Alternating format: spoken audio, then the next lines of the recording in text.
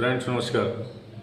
हमारी सरकार इस समय एक ऐसा कानून लाने जा रही है जिसमें सीएम, पीएम और जो कैबिनेट मिनिस्टर्स हैं उनके ऊपर जो एलिगेशंस लगे हुए हैं, जो आरोप लगे हुए हैं, एलिगेशंस के चार्जेस लगे हुए हैं, उनमें सजा कैसे दिलाई जा सके। अब आप ये बताइए, क्या इस कानून को पास होने दिया जाएगा या ऐसा कानून इस देश में बनाया जा सकता है जिसमें कानून बनाने वाले ही फंस जाएं? मेरे ख्याल से तो ये बिल्कुल संभव नहीं है, क्योंकि इस कानून को कोई सपोर्ट नहीं करेगा और ये कानून पास भी नहीं होगा। ये केवल एक समय की बर्बादी है।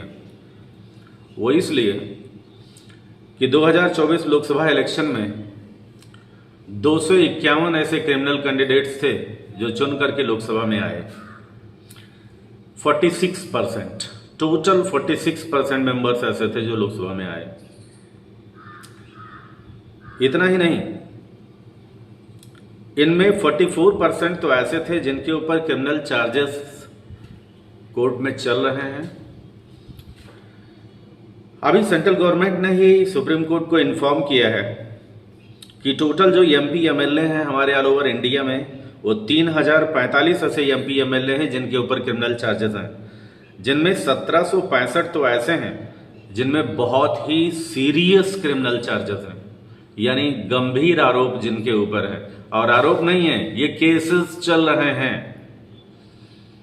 2024 की लोकसभा इलेक्शन में 170 यानी करीब करीब 31% ऐसे एमपी चुन करके आए हुए हैं जिनके ऊपर सीरियस क्रिमिनल केसेस जैसे rape, murder, attempt to murder, crime against women, महिलाओं के खिलाफ अपराध, इस तरह के केसेस चल रहे हैं।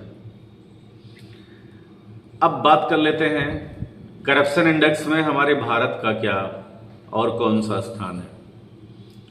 ऑल ओवर वर्ल्ड की एक संस्था है सीपीआई, जिसे करप्शन परसेप्शन इंडेक्स के नाम से जाना जाता है। वहां भारत की जो पोजीशन है वो 96 है 180 कंट्रीज में।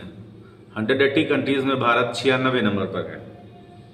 अब जाहिर सी बात है, आपके दिमाग में यह भी आ रहा होगा कि क्या विश्व में ऐसे भी देश हैं जहां भ्रष्टाचार नहीं है? तो जी हां, बिल्कुल ऐसे भी देश हैं। आइए हम उनकी भी बात कर लेते हैं। North Europe, Denmark, Finland, Singapore, New Zealand, Norway, Switzerland, ये सीपीआई इंडेक्स में टॉप पर है, यानी यहां कभी भ्रष्टाचार नहीं होता।